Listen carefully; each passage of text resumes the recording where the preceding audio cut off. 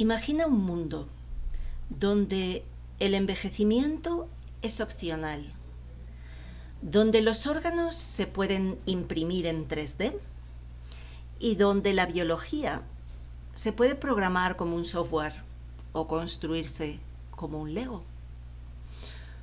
Un campo donde los científicos ya no solo estudian la vida, sino que la construyen desde cero. Donde el ADN se puede editar como líneas de código y donde organismos diseñados en laboratorio pueden hacer cosas que la evolución jamás imaginó. Ese mundo no es ciencia ficción, ese mundo está naciendo ahora.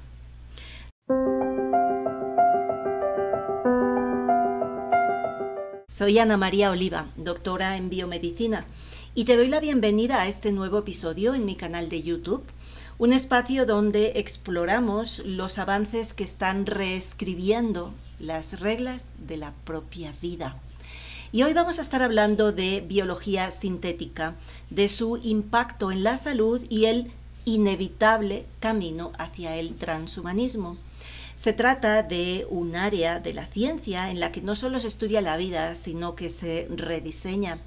Desde bacterias modificadas para producir medicamentos hasta órganos cultivados en laboratorio, lo que llamamos biología sintética está abriendo nuevas posibilidades que hace una década eran absolutamente imposibles.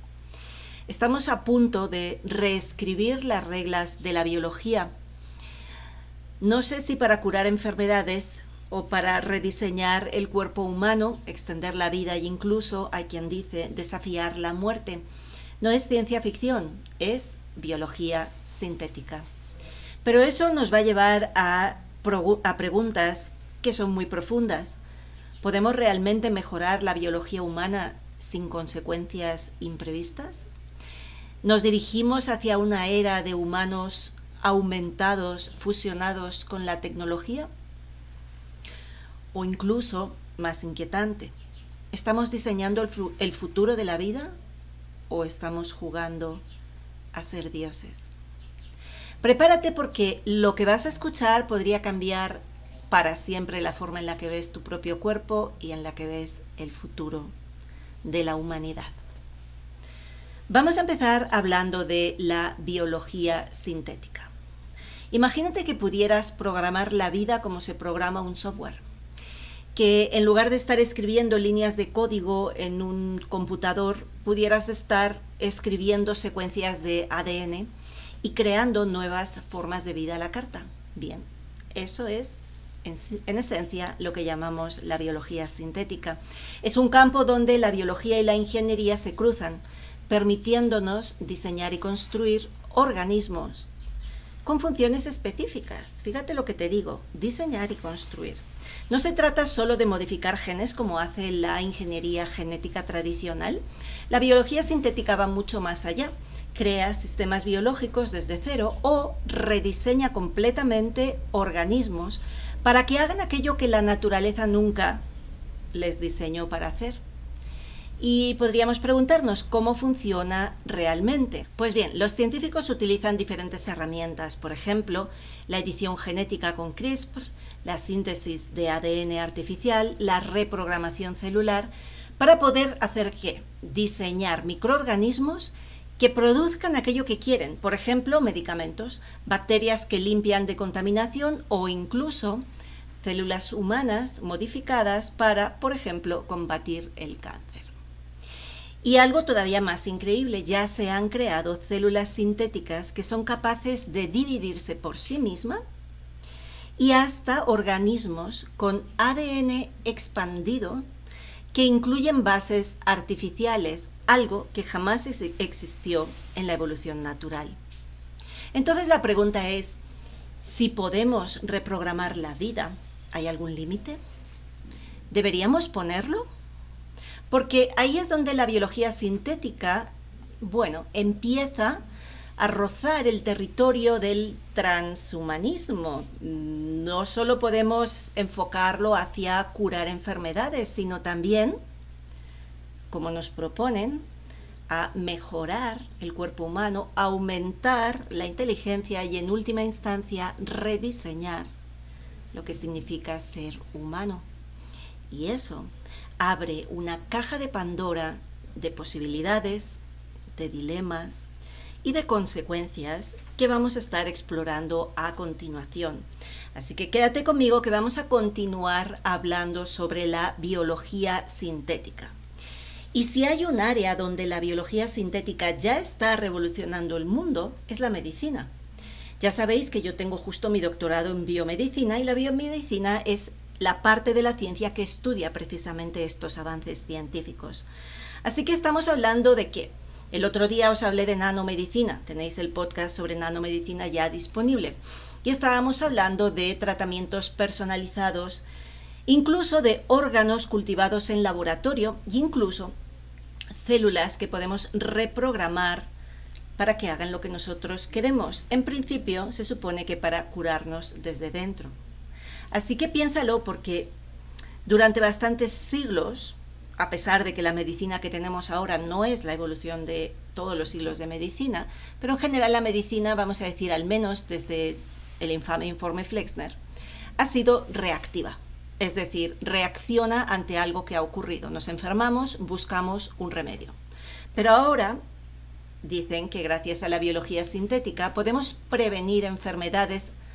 Por supuesto, pues tiene que ser antes de que aparezcan, ¿verdad? Podemos diseñar medicamentos a medida y podemos reescribir el código de la vida para hacer que ciertas situaciones o condiciones genéticas simplemente desaparezcan. Un ejemplo increíble te voy a contar. Por ejemplo, la terapia con células CAR-T, en las que lo que están haciendo los científicos es tomar células inmunitarias del paciente, reprogramarlas genéticamente y devolverlas al cuerpo para que ataquen a los tumores. Y el resultado es una terapia anticáncer, ¿sí? Algunos pacientes con cáncer ven una remisión. Pero esto va mucho más allá. ¿Y si en lugar de tratar enfermedades pudiéramos, dicen, mejorarnos? Existen bacterias que están diseñadas para vivir dentro de nosotros, para monitorear nuestra salud desde el interior. También se están creando órganos que están impresos en 3D con células humanas, listos para ser trasplantadas sin que haya rechazo, aparentemente o teóricamente. E incluso algo mucho más controvertido, la edición genética en embriones humanos. Es decir, modificar los genes de un bebé que todavía está en el útero de su madre. La pregunta es, ¿deberíamos eliminar las enfermedades genéticas antes de que un bebé nazca? ¿Y dónde está el límite si en lugar de curar, quisiéramos mejorar la genética de ese bebé? Ahí es donde la biología sintética se cruza con el transhumanismo, porque estamos en el umbral de una era en la que toda la medicina, más que estar enfocada a preservar la salud, está enfocada a ser una plataforma para un determinado tipo de evolución humana. Vamos a profundizar un poquito más en este tema de la biología sintética y voy a hablar de los principios básicos. El primero es un diseño racional. ¿Qué significa?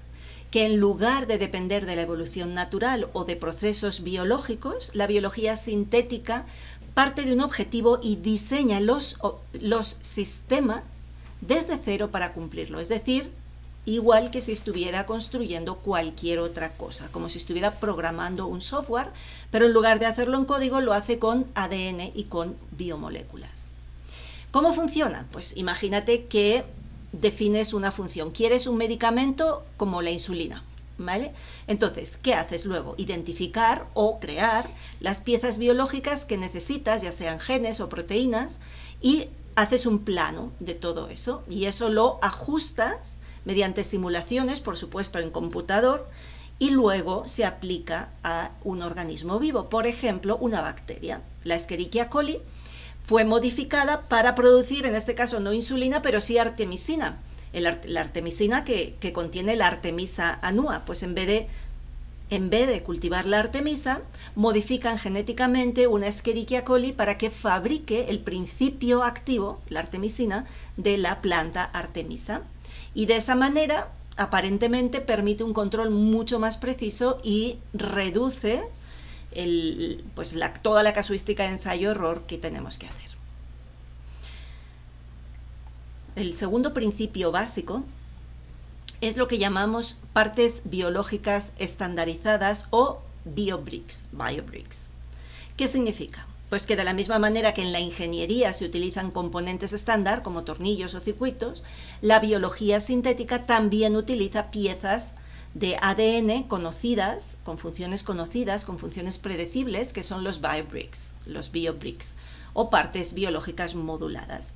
Entonces, estas partes son secuencias de ADN, pueden ser promotores o genes o lo que se almacenan en bibliotecas, y cada parte sabemos que tiene una función específica. ¿Okay? Por ejemplo, un gen que codifica una proteína. Se ensamblan como si fueran bloques de Lego para construir circuitos genéticos complejos. Y, por ejemplo, pues tú puedes tener vamos a decirle un ladrillo, un biobrick, brick es ladrillo en inglés, ¿no? Una piecita de Lego con el gen de una proteína que es fluorescente. Por ejemplo, la fluorescente verde, que es una proteína muy conocida. Entonces lo combinas con un promotor que sea sensible a la glucosa y de esa manera lo insertas en una bacteria y la bacteria va a brillar en presencia de glucosa o de azúcar.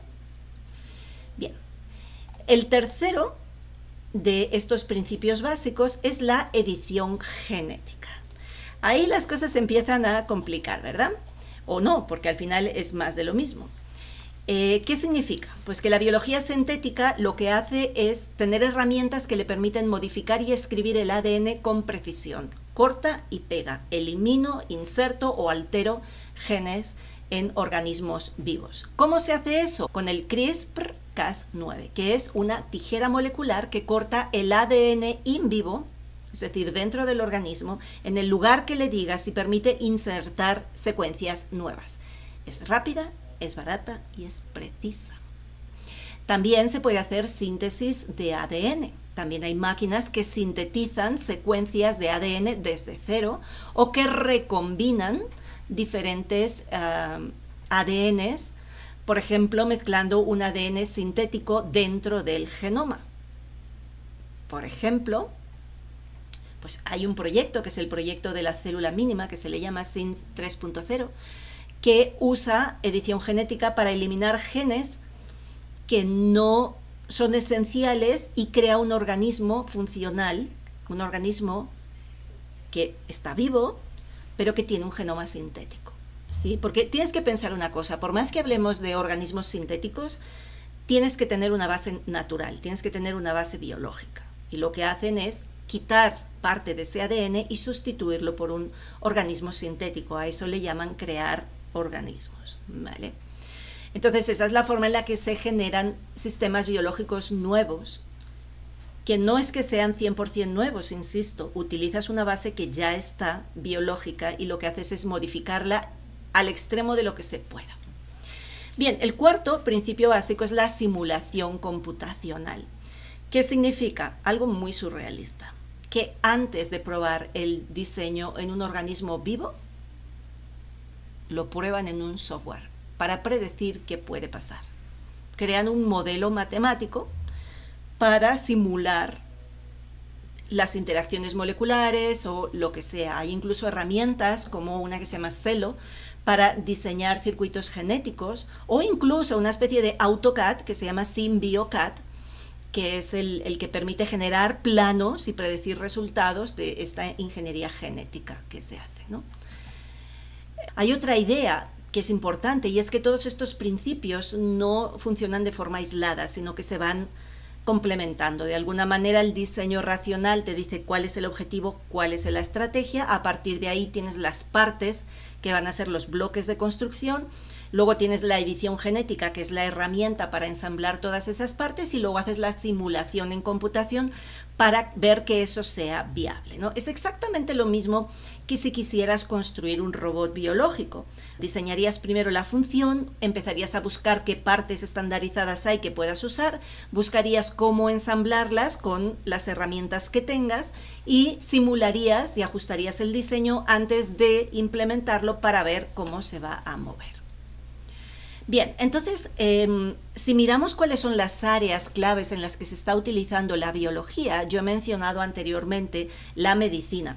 Se están fabricando fármacos a través de bacterias o a través de especies que han sido, pues, hackeado su sistema operativo para producir cosas que no estaban diseñadas para producir. Se utilizan también en terapias celulares, se pueden utilizar tipo célula sintética diseñada para reparar un tejido o para atacar un tumor. Se utilizan vacunas sintéticas como la que hemos visto en estos últimos años con el ARN modificado, ese es un ejemplo de biología sintética aplicada. Pero también se pueden aplicar en otros ámbitos del conocimiento, por ejemplo en la energía. Es bastante común, hace muchos años que se está trabajando en biocombustibles, es decir, microorganismos diseñados para convertir lo que sería biomasa en un biodiesel. Es decir, para convertir, vamos a decir, materia orgánica en un combustible. O la bioremediación, que se puede hacer con bacterias naturales, pero también se pueden hacer y se está invirtiendo para que se haga con bacterias sintéticas para que sean capaces de degradar plásticos o de degradar toxinas en general o incluso petróleo. En agricultura es otro de los lugares donde se utiliza mucho, generando pues nuevas especies que sean resistentes a plagas o a sequías, ¿no? Modificando los genes. Insisto que va mucho más allá de un organismo genéticamente modificado en el que modificas apenas una cosita, en esto es muchísimo más lo que estás modificando, ¿no? Y también en la producción de fertilizantes biológicos. En la industria también se están utilizando la biología sintética para poder sintetizar materiales como la seda de araña, por ejemplo, o algún tipo de bioplásticos usando bacterias o levaduras. Vamos a seguir un poquito más adelante, vemos cómo la biología sintética está transformando la medicina, pero vamos a entrar en algo que a mí en lo personal todavía me ocupa muchísimo más, me parece, bueno, interesante por ponerle una palabra, y sobre todo polémico, que es el tema del transhumanismo. Sabéis que es uno de mis temas favoritos, pero para aquellos que no estáis familiarizados con ese término, el transhumanismo es una corriente que a la vez es científica, filosófica y de todos los tipos, cultural, en el que se propone que la humanidad puede y debe trascender sus limitaciones biológicas y solo puede hacerlo a través de la ciencia y la tecnología. Es decir, estamos de acuerdo en que la humanidad puede y debe mejorar. Aquí la propuesta es que eso solo se puede hacer a través de la ciencia y la tecnología. Es la idea del humano aumentado. No se trata solo de curar enfermedades, sino de que el hombre vaya más allá de lo que la naturaleza le permite. Y ahí es donde la biología sintética es una pieza clave, porque podemos reprogramar las células. Se pueden reprogramar, aumentar la resistencia, aumentar la inteligencia, aparentemente, o al menos la memoria, la capacidad de tener datos y la longevidad. Por ejemplo, el gen de la longevidad. Se han identificado un montón de genes que se asocian a que tengas una vida más larga. ¿Y qué pasaría si eso lo modificamos en los humanos? Pues hay investigaciones sobre la edición genética para ralentizar el envejecimiento, que lo que hacen muchas veces es eliminar las células que han sido dañadas y activar todos los procesos de regeneración. Pero hay otro ejemplo que todavía es como más delicado, ¿no? Que es la unión entre la tecnología y la biología, porque la biología sintética no solo juega con la genética, sino con la integración todo el rato entre lo biológico y lo sintético, entre lo biológico y lo artificial, ¿no? Entonces existen, por ejemplo, neuroprótesis, que les llaman, que permiten que personas paralizadas puedan caminar, o que alguien controle una computadora con un pensamiento. Y si pudiéramos, no sé, también aumentar la capacidad de nuestro cerebro con circuitos sintéticos, eso es lo que nos propone Neuralink, ¿verdad? Y eso nos lleva a una gran pregunta, y es, ¿hasta dónde quieres llegar? ¿Y hasta dónde deberíamos llegar? El transhumanismo te va a decir, no hay límites y no hay opción. La pregunta no es si deberíamos hacerlo, sino cuándo, ¿no? El transhumanismo nos propone, si podemos eliminar enfermedades, ¿por qué no eliminamos el envejecimiento? Si podemos curar la ceguera, ¿por qué no creamos visión nocturna? Si podemos mejorar nuestra memoria, ¿por qué no hacerla perfecta? Pero aquí entran muchos dilemas. Y si has entendido de lo que se trata la biología sintética, esa decisión desde el conocimiento humano de lo que creemos que la naturaleza ha hecho bien y de lo que es mejorable, la gran pregunta es, ¿estamos jugando a ser dioses?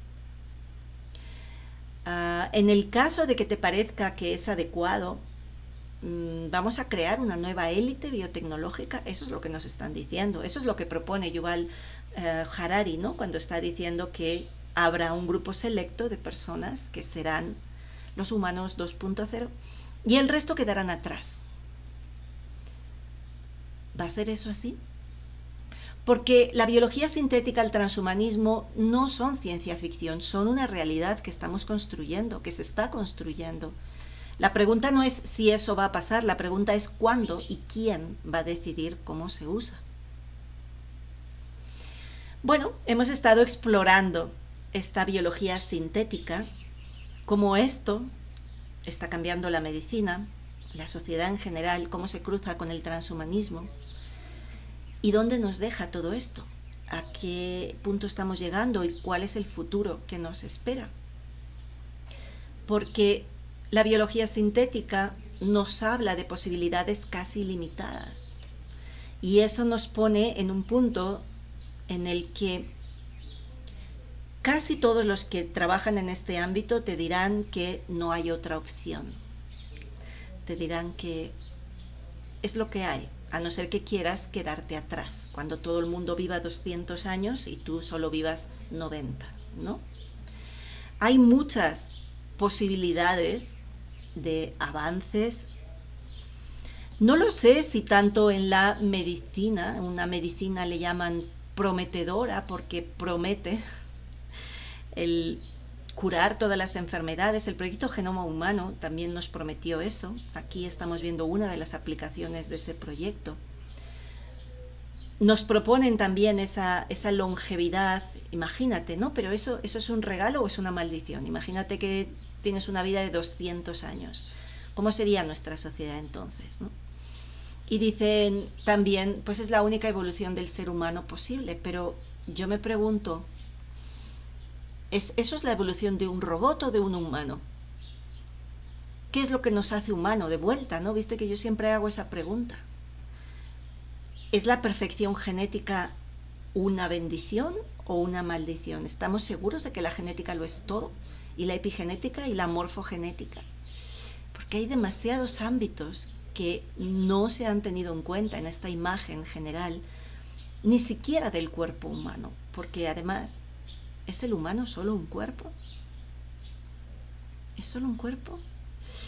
Y es que no es oro todo lo que brilla, porque si bien nos quieren vender la biología sintética como algo muy prometedor, tendrían que hablarnos también de los riesgos, ¿no? Porque reprogramar el ADN, modificar a los seres vivos en general y en los seres humanos en particular, tiene muchísimos problemas.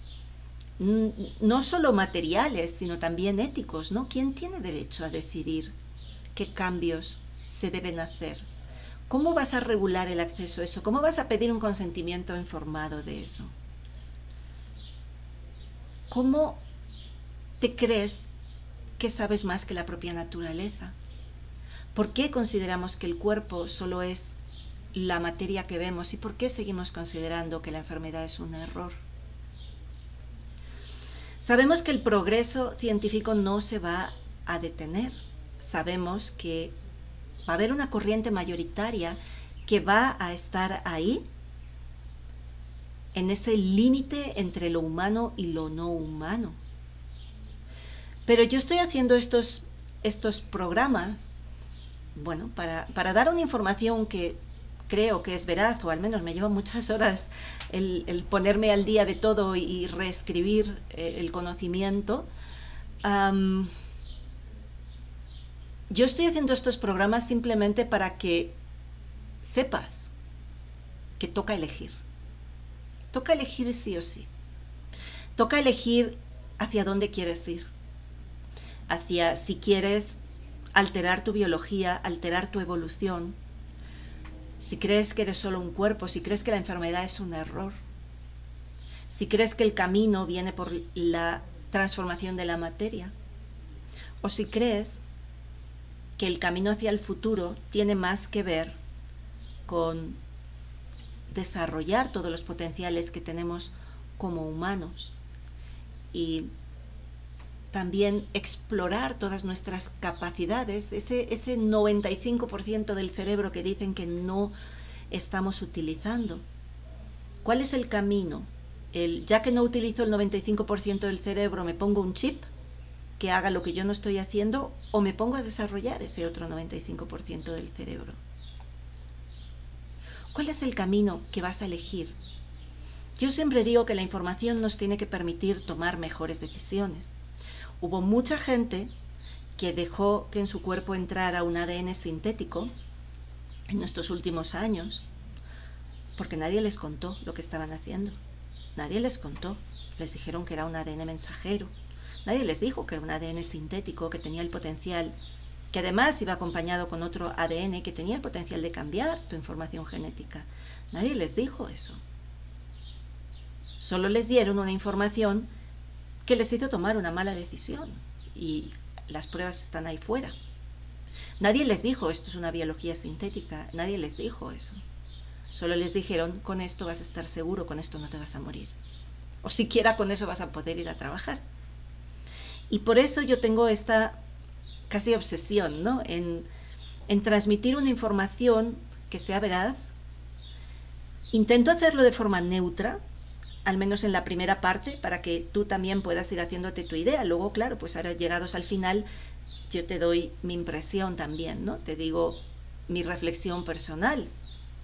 Yo creo que es muy arrogante por parte de los científicos pensar que saben más que la inteligencia de nuestro propio cuerpo, porque si tú te fijas, tu cuerpo sabe hacer perfectamente todo lo que tiene que hacer. Hasta la célula más pequeña sabe dónde tiene que estar y qué tiene que hacer.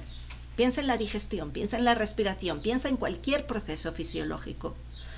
Tu cuerpo entero lo hace sin que tú tengas que ponerle la más mínima atención. Creer que podemos mejorar eso o siquiera igualarlo, yo creo que es mucha arrogancia, pero no sé qué piensas tú. Me encantaría leer tus comentarios, saber qué piensas sobre este tema. Es un viaje que es fascinante, es un momento de la historia que es fascinante y yo quiero repetirte, como te dije en el otro capítulo. Quiero que sepas que puedes elegir. Te van a vender que no hay otra opción, te van a decir que es esto o nada, pero sabemos que no es verdad. No es o esto o nada, es o esto u otra cosa. Y solo tú vas a poder decidir qué es lo que quieres para ti y para tu vida. Vuelvo a despedirme con esa pregunta de ¿qué es para ti ser humano? ¿Y en qué momento dejamos de serlo? ¿En qué momento, a partir de cuántas alteraciones de tu biología dejas realmente de ser humano? Pero sobre todo, ¿qué es lo que nos hace humano?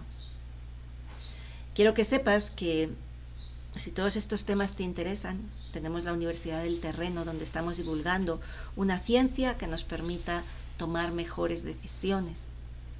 Yo en lo personal estoy comprometida a eso, a seguir difundiendo contenidos científicos que nos hagan también plantearnos qué es la vida y sobre todo cómo queremos vivirla.